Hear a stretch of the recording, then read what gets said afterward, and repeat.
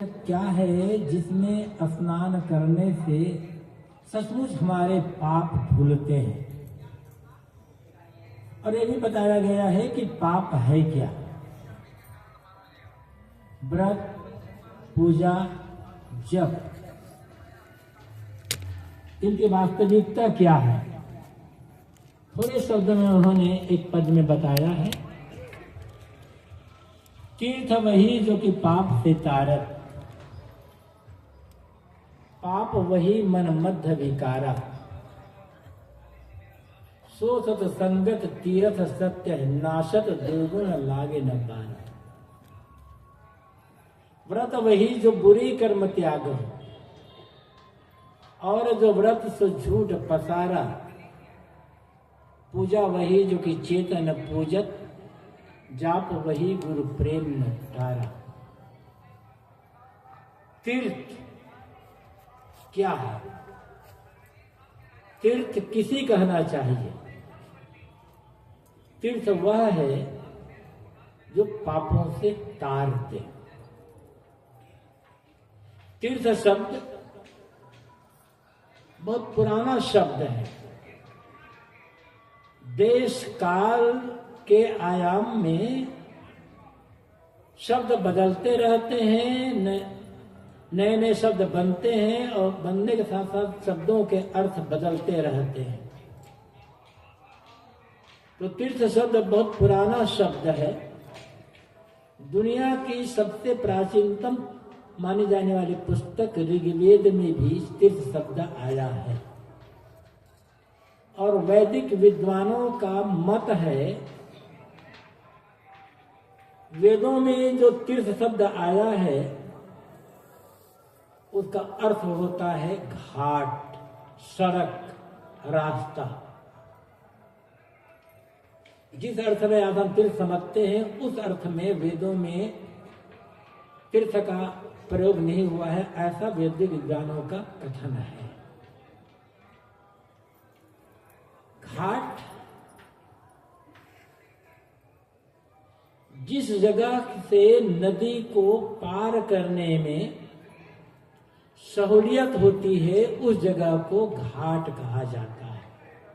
नदी में पानी की धारा बहुत तेज है, जहां पर वहां से नदी को पार करना कठिन होगा, क्योंकि तेज धारा में बहने का डर रहेगा। और जहां नदी में पानी बहुत गहरा है वहां से भी नदी को पार करने में कठिनाई होगी कि गहरे पानी डूबने का डर रहेगा। जहां पानी थोड़ा उथला हो और धारा मंद हो वहां से नदी को पार करने में सुविधा सरलता रहती है, उस जगह को घाट कर। सड़क, रास्ता, मार्ग को भी घाट को तीर्थ कहा गया है। आगे चलकर तीर्थ का अर्थ हो गया तारने वाला। वैसे 4 तीर्थ माने जाएंगे। एक व्यवहारिक तीर्थ जो पहला तीर्थ होता है, जिस तीर्थ से सबका जीवन गुजरा है और जिस तीर्थ से गुजरे बिना किसी के जीवन सुरक्षित रह नहीं सकता, वो व्यवहारिक तीर्थ है। दूसरा है भौतिक तीर्थ जो जगह बनाए गए हैं। तीसरा है धार्मिक तीर्थ और चौथा है आध्यात्मिक तीर्थ।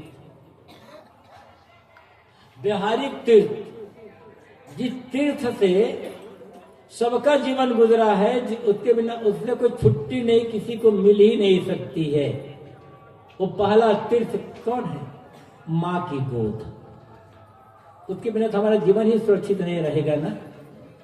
माँ की गोद में पलकर तो हम बड़े हुए हैं,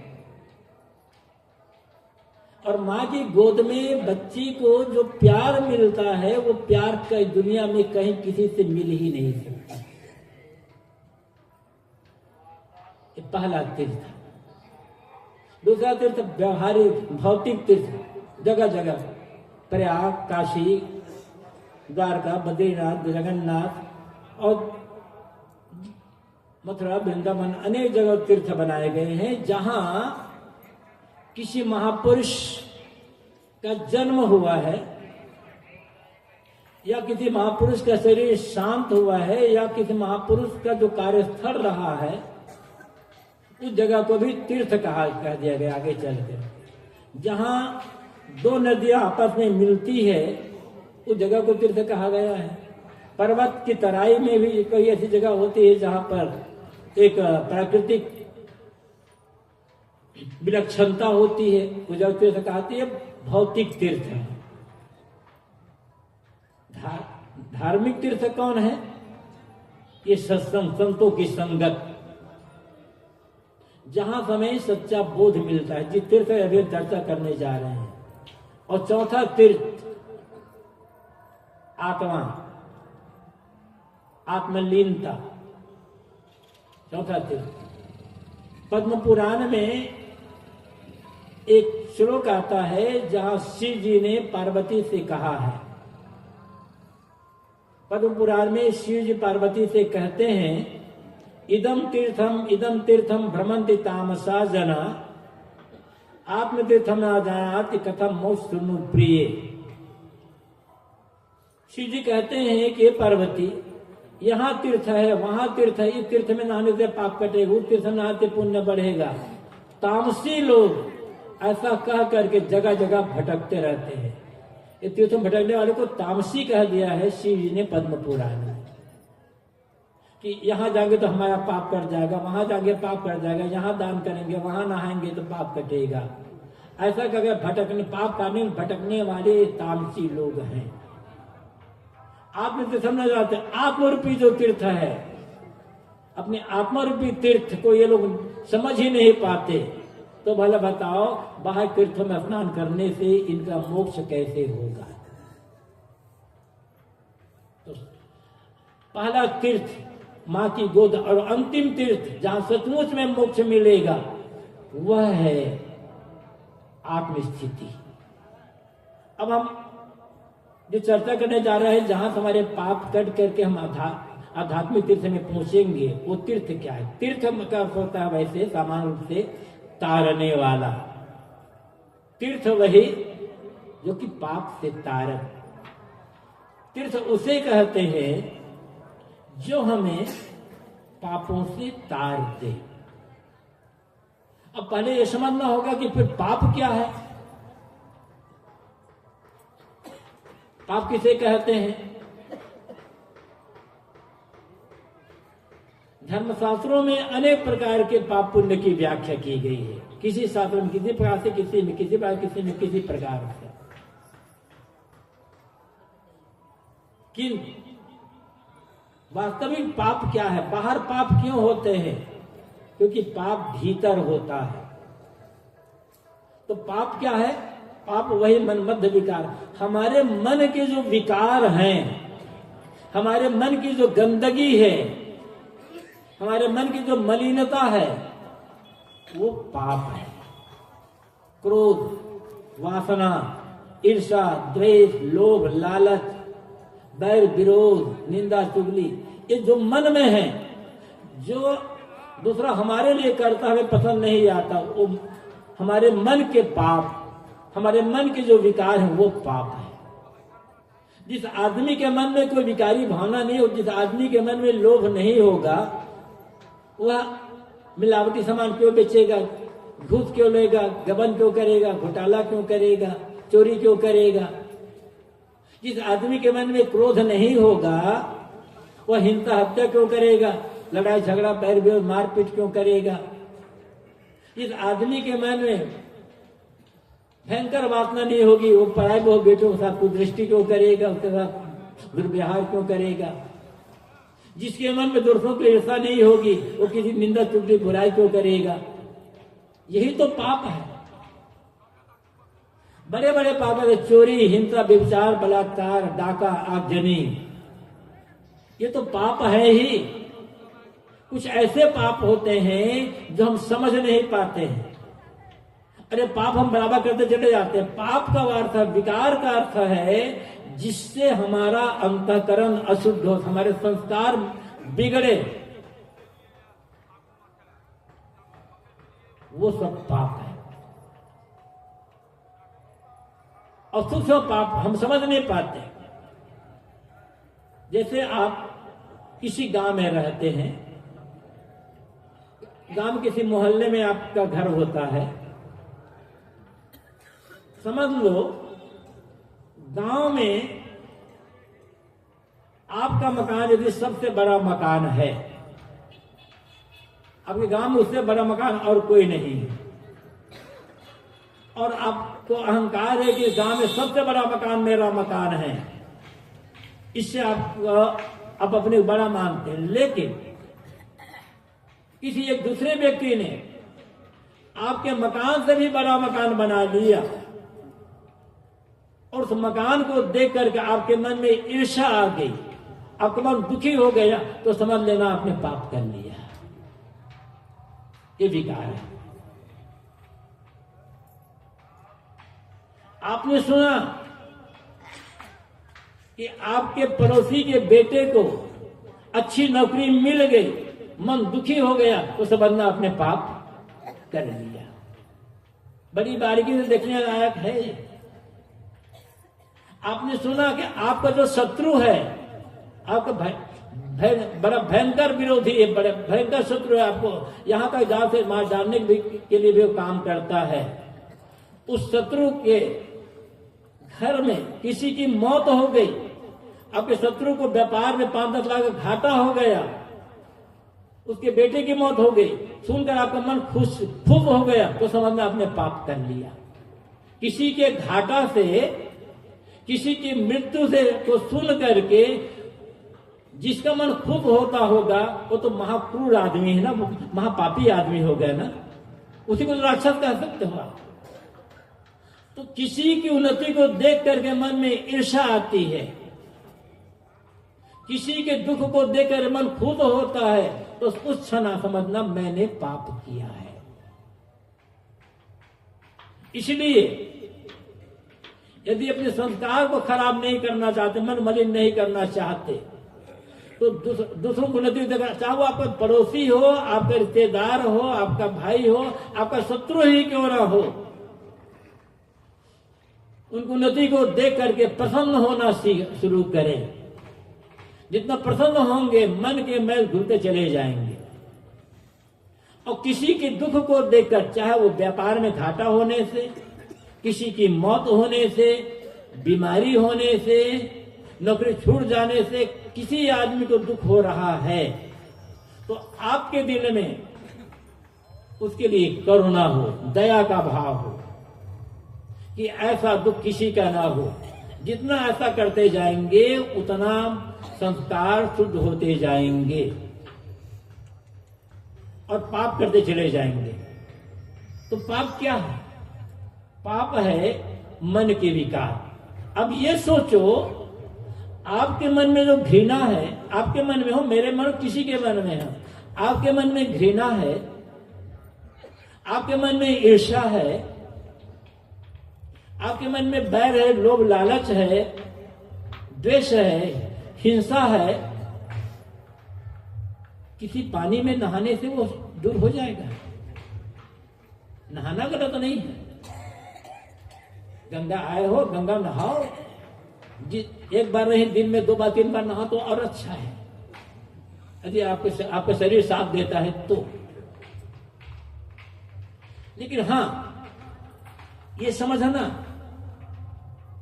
गंगा में, नर्मदा में, गोदावरी में, कावेरी में, महानदी में और किसी सरयू में, किसी नदी में नहाया आपने, और नदी में नहाने के बाद जब नहा कर निकले तो आपको क्रोध दूर हो करके आपके मन में क्षमा भाव आ गया, समझना मेरा पाप कट गया।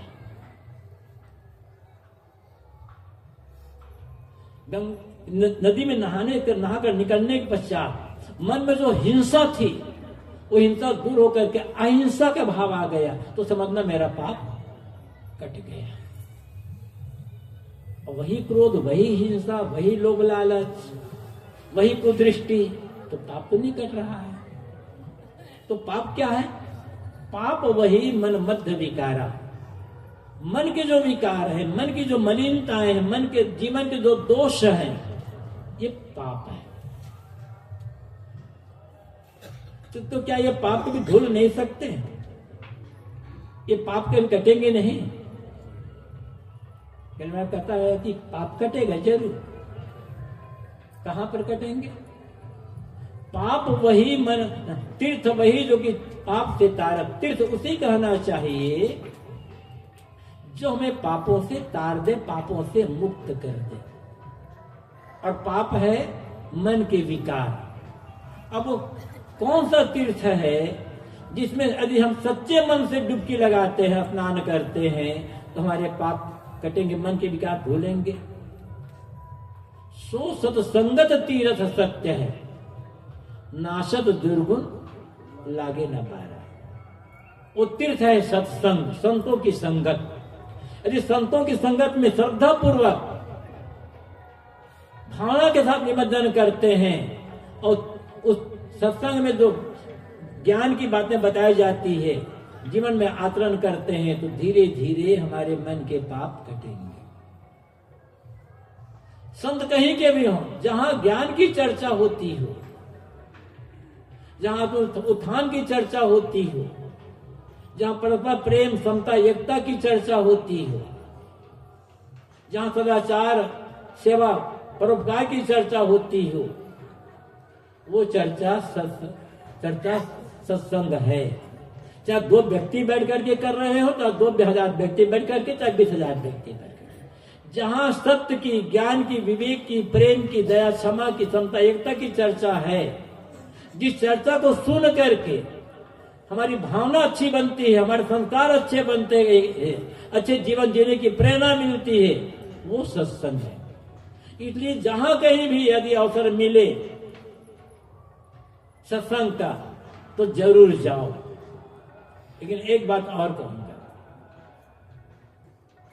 कभी ये पक्षपात ना करना कि हम करीपंथी हैं तो करीपंथी संतों के सत्संग में ही जाएंगे, हम वैष्णव हैं तो वैष्णव संतों सत्संग में जाएंगे, हम संत मत वाले हैं, संत मत सत्संग में जाएंगे। ये पक्षपात करोगे, संतों को समझ नहीं पाओगे।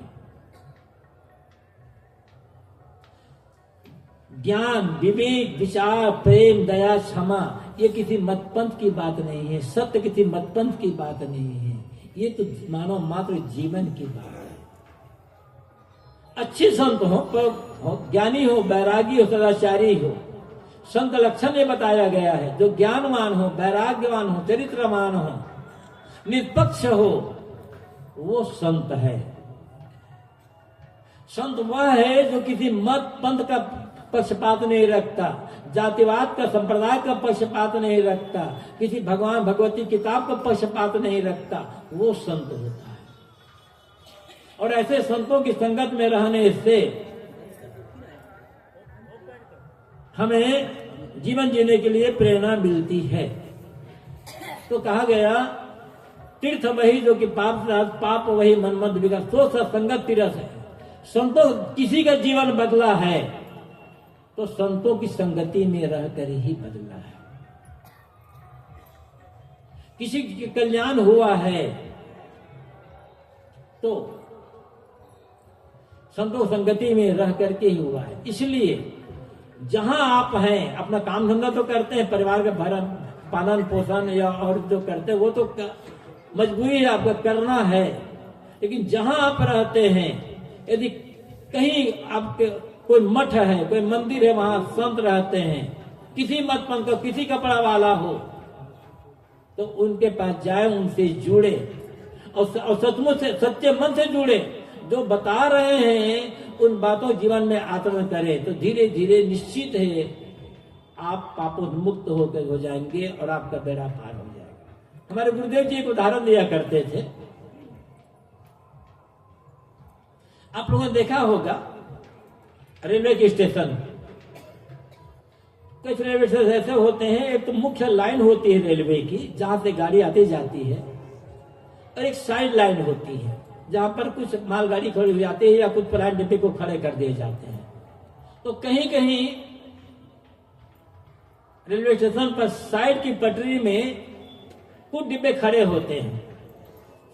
कई डिब्बे तो महीना, 2 महीना, 6 महीना, साल, 2 साल, 4 6 साल, 10 साल तक खड़े रह जाते हैं।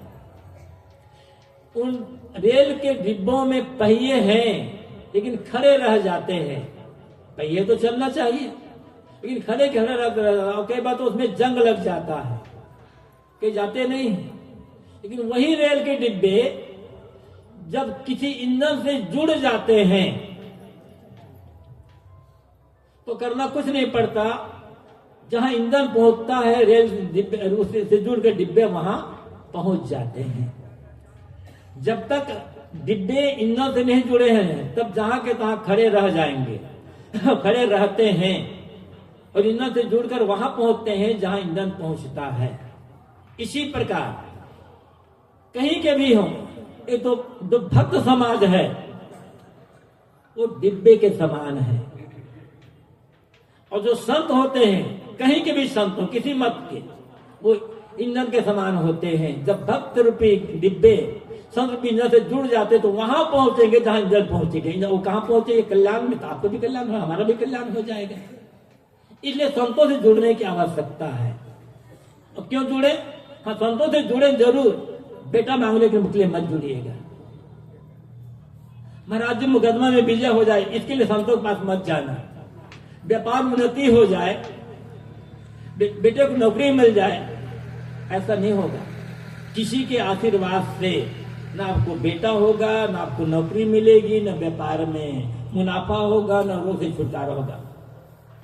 आप जाते हो, महाराज जी आशीर्वाद दे दीजिए, बीमारी है, बेटे की बीमारी है, पत्नी की बीमारी, बहुत बीमारी, पोती बीमारी, महाराज जी हमें बीमारी, महाराज जी आशीर्वाद दे, महाराज जी हमारी बीमारी दूर हो जाए। और महाराज जी खुद बीमार है, जाते हैं डॉक्टर के पास। अगर उनमें ताकत होती तो अपनी बीमारी दूर कर देती ना दूर कर देते वो। बीमारी है, परहेज करो, संयम करो, दवा करो, और समय आएगा तो बीमारी दूर हो जाएगी। तो सो सत्संगत तीर्थ सत्यनाथ दुर्गुण लागे न बारा। वास्तविक तीर्थ जिसमें निवेदन करने से, नहाने से पाप धुलते हैं।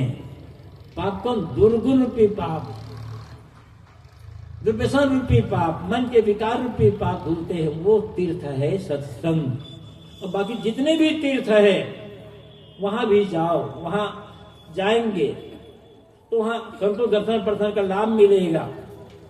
हमारे देश के कोने कोने के से लोग आए हुए, जैसे यही इसी मेले में पूरे भारत के कोने कोने से लोग आए हुए हैं। घूमे फिरेंगे तो उनसे मेरी मुलाकात होगी, भारत हमारे देश की संस्कृति सभ्यता का ज्ञान होगा, राष्ट्रीय भावना बढ़ेगी, एकता समता का भाव बढ़ेगा। इसलिए तीर्थ में जाओ, जाना गलत नहीं है, लेकिन सही उद्देश्य लेकर के जाओ। और जब संतों संगत से जुड़ेंगे तो आप मन के विकार रूपी पाप धुलेंगे और इसी जीवन में कल्याण हो सकता है। व्रत वही जो बुरे कर्म त्याग। व्रत क्या है? वैसे व्रत का अर्थ होता है दृढ़ निश्चय, दृढ़ संकल्प। चाहे जो हो जाए मैं झूठ नहीं बोल सकता, प्राण भले चले जाए लेकिन मैं अंडा मांस मछली नहीं खा सकता। इस प्रकार का जो दृढ़ निश्चय होता है उसे व्रत कहा जाता है। तो हर आदमी को व्रत ही होना चाहिए, बुरे कर्मों का त्याग करने के लिए, धर्म सत्य और परमार्थ के काम में लगने के लिए। लेकिन हमने व्रत का अर्थ क्या लिया? एकादशी का व्रत, पूर्णिमा का व्रत, सोमवार का व्रत, गुरुवार का व्रत, शनिवार का व्रत, मंगलवार का व्रत। और व्रत का हमने क्या मान लिया? रोटी सब्जी दाल भात ना खाना, मतलब पकी हुई चीज, कच्चा, जिसे कच्चा भोजन कहा जाता है। रोटी सब्जी दाल भात पूरी आदि ये कच्चा भोजन, ये नहीं खाना मान लेते हैं लोग। व्रत महाराज जी आज हमारा व्रत है, आधा किलो बंगाली रसगुल्ला खा, बंगाली रसगुल्ला खा जाएंगे, कहते हमारा व्रत है। 1 किलो सेब फल खा जाएंगे, महाराज जी आप तो हमारा व्रत है। कहां से व्रत हो भाई? तो व्रत तो तब माना जाएगा जब आप उस दिन कुछ भी ना खाओ। यदि आप व्रत रहना चाहते हो तो जैसे मान लो आपको कल व्रत रहना है, तो आज रात का भोजन रोज जितना खाते हो उसका आधा खाओ। कल दिन भर में कुछ ना खाओ, केवल पानी पी लो, पानी पी लो। और रात्रि में जब खाओ तब फिर आधा खाओ। तो इससे क्या होगा, पेट की सफाई हो जाएगी और आपको सहन शक्ति बढ़ेगी। लेकिन लोग क्या करेंगे, कल व्रत रहना है तो कल का भोजन आज खा लेंगे, आइएंगे एक टाइम का भोजन, और जब दिन भर में जब दूसरे दिन शाम को खाएंगे तो बचा खुराक, वो दिन का खुराक भी और बचा खुराक वो भी खा लेंगे, पेट और बिगड़ जाएगा आपका। और ये समझ लो, भूखे रहना धर्म और पुण्य का काम नहीं है। भूखे रहने से पाप नहीं कटेगा, भूखे रहने से कल्याण नहीं होगा, भूखे रहने से पुण्य नहीं बढ़ेगा।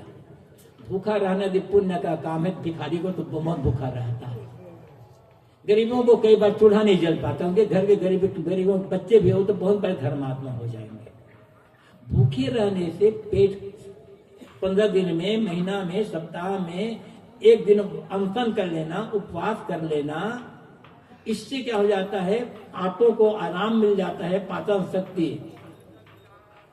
अच्छी बनी रहती है, शरीर स्वस्थ रहता है। इसलिए जिसका भी मन कहे 15 दिन में एक बार उपवास रहते हो, पूर्णिमा करो हो, एकादशी करो हो, या किसी दिन आपका मन हो उस दिन रहो, लेकिन उस दिन मिठाई या मूंगफली या केला या रसगुल्ला कुछ मत खा।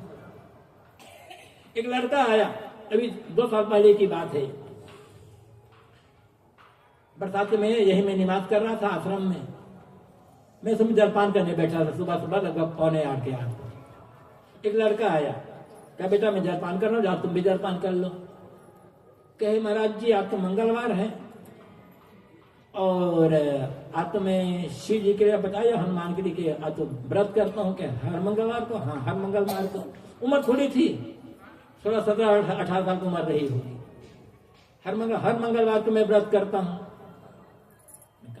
तो अच्छा है, तो कैसे व्रत करते हो? कि महाराज जी व्रत हर मंगलवार को मम्मी सुबह सुबह 8 बजे सिंघारे हलवा बना देती है, खा लेता हूँ, दिन व्रत करता हूँ। मैं कहते बड़ा अच्छी बात हो गई, पेट खराब कर रहे हो, व्रत कहाँ कर रहे हो? ये व्रत नहीं, व्रत है दृढ़ निश्चय। वो भी किसके लिए? गलतियों त्याग करने के लिए, अच्छाई को ग्रहण करने के लिए। तो भूखे रहने से, भूखे रहना व्रत नहीं है, भूखे रहने से पाप नहीं कटे, पुण्य नहीं होगा। हाँ, लेकिन याद रखना, एक व्रत ऐसा व्रत है जो सचमुच हम व्रत करने लग जाएंगे ना, सचमुच व्रत करें तो इसी जीवन कल्याण हो जाएगा, चाहे साधु हो, चाहे स्त्री हो, पुरुष हो, गृहस्थ हो, किसी का भी। और मेरा निवेदन है हम सबको, साधु गृहस्थ जितने भी स्त्री पुरुष, सब हर आदमी को रोज व्रत करता है, रोज व्रत करता है, रोज व्रत करना चाहिए। और जो रोज व्रत करेगा ना, उसका इसी जीवन में कल्याण हो जाएगा, उस मोक्ष हो जाएगा, इसमें कोई निश्चय नहीं, कोई इसमें संदेह है ही नहीं। अब आप कह सकते हो साहब यदि हम रोज व्रत करेंगे तो घर, एक खेती किसानी घर जैसे का काम धाम कैसे होगा? जिस व्रत को मैं कह रहा हूं उसमें काम धाम बंद नहीं होगा। आप सुखी रहोगे, परिवार सुखी रहेगा, जीवन उत्तरोत्तर आगे बढ़ता चला जाएगा। मान लो किसी दिन नहीं रह पाए तो दूसरे दिन रह लो, लेकिन रोज अच्छा तो यह है कि रोज व्रत रहे। अब कैसे व्रत रहना है, किसी तरह व्रत करना है, सोचो, सुबह उठो और सोचो आज मेरा क्रोध का व्रत है, आज मैं चाहे जो हो जाए मैं क्रोध नहीं करूंगा। आज मेरा लोभ का व्रत है, चाहे जो हो जाए मैं आज लोभ नहीं करूंगा। आज मेरा झूठ का व्रत है, आज मेरा क्षमा का व्रत है। ऐसा व्रत करो ना एक एक दिन, इसी जीवन में कल्याण होगा। कभी ऐसा व्रत किया है? इसलिए तो दुख है मन में। आज मेरा निंदा का व्रत है, चाहे जो मैं किसी की निंदा मुझे करना ही नहीं है। हर एक एक दोष को, एक एक दोष के लिए रोज रोज व्रत जाए, रोज रोज व्रत करते जाए। अब इसके विरुद्ध है व्रत करे कि आज मेरा क्षमा का व्रत है, कोई मुझे चाटा भी मार देगा, सामने गाली भी दे देगा, किंतु मुझे आज शांत रहना है, मुझे क्षमा करना है। देखिए जीवन में कितना उत्थान हो जाएगा। असली व्रत यही व्रत है। और हम ऐसा व्रत नहीं करते हैं, बाहर का व्रत कर लेते हैं, इसलिए हमारा पाप करते नहीं है। जो शांति चाहिए, जो प्रसन्नता चाहिए, जो उत्थान चाहिए जीवन में, वो नहीं हो पाता है। तो व्रत वही जो पूरे कर्म त्यागो, वास्तविक व्रत वह है जिससे हमारे बुरे कर्मों का त्याग होता जाए और अच्छे कर्म जीवन में बढ़ते जाए, दुर्गुण घटते जाए, सद्गुण बढ़ते जाए, दुराचरण घटते जाए, सदाचरण बढ़ता चला जाए, मन की अशांति घटती जाए, शांति बढ़ती चली जाए। ये वास्तविक व्रत होगा। और इस व्रत को छोड़कर जितने भी व्रत हैं सब दिखावटी व्रत है। मैंने कहा कि उपवास रहना, अंतर रहना वो भी अच्छा है, लेकिन जब उस दिन आप कुछ ना करो। और अच्छा ये होगा जिस दिन आप अंतर रहते हैं, मान लो आपको अंतर रहना है तो सुबह से शाम तक आप खाते पीते, तो एक पाव आधा किलो अनाज का खर्च तो होता ही। अच्छा होगा कि आपके एक दिन न खाने से जो राशन बचा, चावल आटा जो भी हो, उसको किसी गरीब को दान कर दो। आपका व्रत हो गया और गरीब की सेवा हो गई। जिस दिन अनसर रहो उस दिन यदि कुछ काम करते हो तो काम करो, लेकिन उस दिन कुछ न कुछ धार्मिक गतिविधि करो। अपने जिस ग्रंथ को आप मानते हो उस ग्रंथ का पाठ करो, उसका अध्ययन करो, अपने गुरु की याद करो, गुरु का ध्यान करो, सत्संग करो। किसी प्रकार से मंदिर में जाकर बैठो, थोड़ा सा भावना तो शुद्ध होगी, संस्कार तो अच्छे बनेंगे। लेकिन साथ साथ जो व्रत मैंने कहा, क्रोध का, लोभ का, ईर्ष्या का, द्वेष का, वासना का, माया मोह का, इनका व्रत मतलब इनका त्याग करने के लिए एक एक दिन थोड़े थोड़े करते जाए।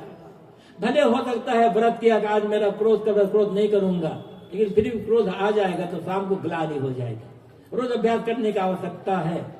यह वास्तविक व्रत है और यह ऐसा व्रत है जो मानव मात्र के लिए आवश्यक है। इसमें किसी मत, मजहब और संप्रदाय की बात नहीं है, क्योंकि जो हकीकत है वो किसी मत, मजहब, संप्रदाय की नहीं होती है। हकीकत सबकी एक जैसी होती है। और वास्तविक व्रत ये होता है, उत्थान इसी से होगा। पूजा वही जो कि चेतन पूजा क्या है?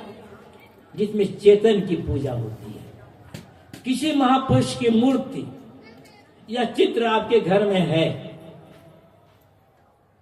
उसको देखने से उस महापुरुष की याद आएगी। उनके जीवन के त्याग, तप, उनके जीवन की साधना, उच्च रहनी, उच्च आदर्श, उनके इन सब की याद आएगी। भावना अच्छी बनेगी, एक प्रेरणा मिलेगी। हमारे गुरु जिन्हें हम फोटो देख रहे हैं, मूर्ति देख रहे हैं, उन्होंने ऐसा ऐसा सुंदर काम किया, उनके जीवन के ऐसे ऐसे सद्गुण थे। बार बार जब याद करेंगे ना तो लगेगा कि हमें भी वैसे न उतना सही तो कुछ उनके जीवन के गुणों को अपने जीवन में उतारना चाहिए। इसलिए चित्र या मूर्ति रखना गलत नहीं है, लेकिन अभी गुरु के चित्र है, उस गुरु के चित्र को आप प्रणाम करो तो चित्र कभी नहीं कहेगा कि बेटा खुश रहो, आशीर्वाद है। वो तो चित्र को तो आपने छपवाया है कागज में या कपड़े में, मूर्ति तो आपने बनवा लिया है, तो वहां तो आशीर्वाद नहीं मिलेगा। बस देखने से उनकी याद है। रोज देखें अपने गुरु के चित्र का, रोज सुबह शाम देखो तो गुरु की याद आती रहेगी, उनके आदर्श की याद आती रहेगी, उन्होंने जो उपदेश दिया है उनकी याद आती रहेगी। और बार बार गुरु के आदर्श, गुरु के उपदेश या किसी अन्य महापुरुष उनके आदर्श के बार बार हम याद करते रहेंगे तो न थोड़ा सा कुछ तो जीवन में आएगा ना।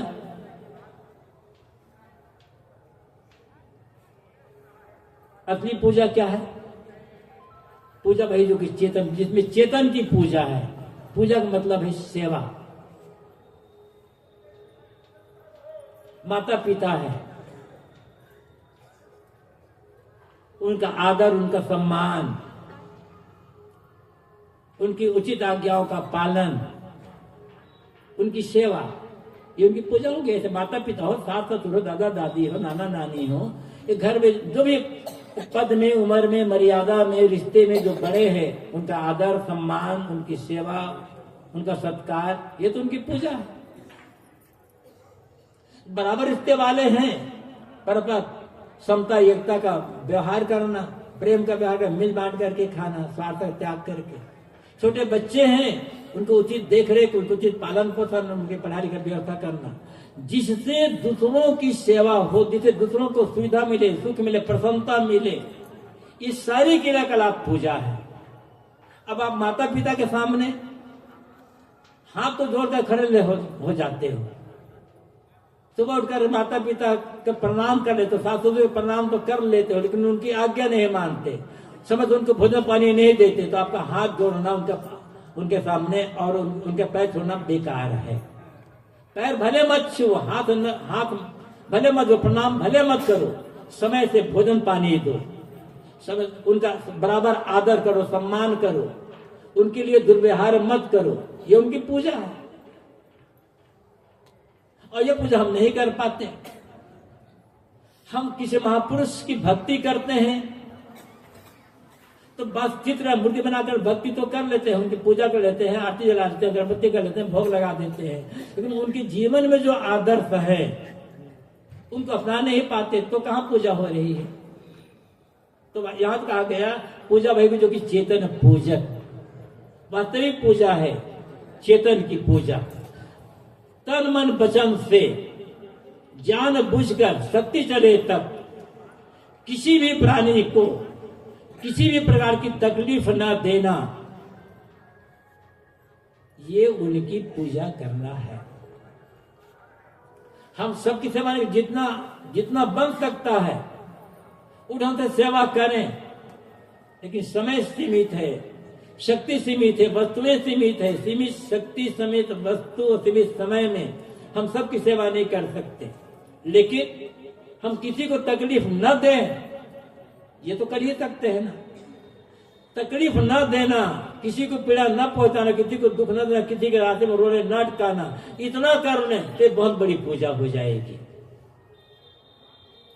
जिससे जीव मात्र की सेवा हो, रक्षा हो, वो क्रियाकलाप, वो व्यवहार, ये पूजा है। क्योंकि हम भी एक मनुष्य हैं, हम नहीं चाहते हमारे साथ कोई दुर्व्यवहार करे, हमारे रास्ते में रोड अटकाए, तो ऐसे सबको समझ सकते हैं, तो यही तो पूजा है। जाप वही गुरु प्रेम नटारा। जाप क्या है? अनेक लोग किसी मंत्र का जाप करते हैं, किसी नाम का जाप करते हैं, अच्छा है। यदि भावना पूर्वक किसी मंत्र या नाम का जप करते हैं तो जितने समय तक जप करेंगे उतने समय तक हमारे मन में नकारात्मक विचार नहीं आएंगे, मन में विकारी भावना नहीं आएगी।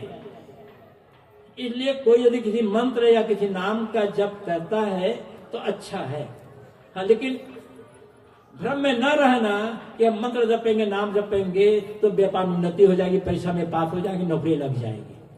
ऐसा नहीं होने वाला है, उसके लिए मेहनत करना पड़ेगा। यहां कहा कि जप क्या है? गुरु प्रेरणा। गुरु ने जो उपदेश दिया है उस उपदेश को न भुलाना, संत मात्र के प्रति, जीव मात्र के प्रति मन में श्रद्धा का भाव बने रहना, ये वास्तविक जप है। और इस जप में कोई मतभेद नहीं है, ये हम कह सकते हैं। वास्तविक जप यह है, अपने मन को देख देख करके मन में जो भी गलत विचार आते जाएं उनको छोड़ते चले जाएं और सदैव मन में सकारात्मक विचार, ज्ञान के विचार, आत्मा के विचार बना करके रखें। इसलिए हम जप करते हैं, कोई नाम को जपता है इसीलिए न कि सकारात्मक भाव मन में बना रहे, उसी बहाने हमारे गुरु और श्रद्धेय पूज्य की याद आती रहे। तो जिससे संत की, गुरु की, आत्मा की, महापुरुषों की याद आ जाए, वो भाव मन में रखना, यह वास्तविक जप है। इस चार पंक्तियों में बताया गया तीर्थ वह है जो हमें पाप से तारे। पाप है हमारे मन के विकार। अब मन के विकार नदी तालाब आदि में नहाने से नहीं धुलते हैं, किंतु जब ज्ञान की गंगा में डुबकी लगाते हैं और बराबर ज्ञान की बातें सुनते रहते हैं तो धीरे धीरे मन के विकार धुलते हैं और पाप तड़ करके कल्याण की प्राप्ति होती है। व्रत मैंने कहा, व्रत का अर्थ है दृढ़ निश्चय, दृढ़ संकल्प, धर्म के मार्ग पर चलने के लिए और असत्य के मार्ग को छोड़ने के लिए दृढ़ संकल्प होना। बड़ा से बड़ा घाटा उठा करके भी यदि धर्म के मार्ग पर चलना होगा तो बाहर का घाटा घाटा नहीं है। यदि धर्म बचा रह गया, सत्य बचा रह गया तो पैसे का घाटा घाटा नहीं है, सम्मान का, गद्दी का घाटा घाटा नहीं है। और यदि धर्म का, सत्य का, ज्ञान का घाटा उठाकर पैसा बढ़ गया तो कोई मुनाफा नहीं है। तो दृढ़ संकल्प, झूठ को छोड़ने के लिए और सत्य के राह पर चलने के लिए दृढ़ संकल्प हो जाना, ये वास्तविक व्रत है। उसी व्रत से जीवन ऊपर उठेगा। मानव मात्र, प्राणी मात्र के लिए मन में अहिंसा का, दया का, करुणा का, प्रेम का भाव, किसी पर तो किसी पर ऐसे तकलीफ न देना, ये बातें पूजा है। और अपने गुरु आत्मा परमात्मा की याद में डूबे रहना, ये जप है। और इन सब का हम जीवन मात्र में करते हैं तो सचमुच हमारा कल्याण होता है। उसी जीवन में हम परम शांति, परम आनंद का अनुभव कर सकते हैं। संतों गुरुजनों ने हमें ये बताया है, समझना है और समझ करके हमें जीवन मार्जित करने की आवश्यकता है। आप सब ने बड़ी शांति के साथ मेरी बातों को सुना। आप प्रति बहुत बहुत आभार, धन्यवाद। अपने वाणी को यही भर भी रहा।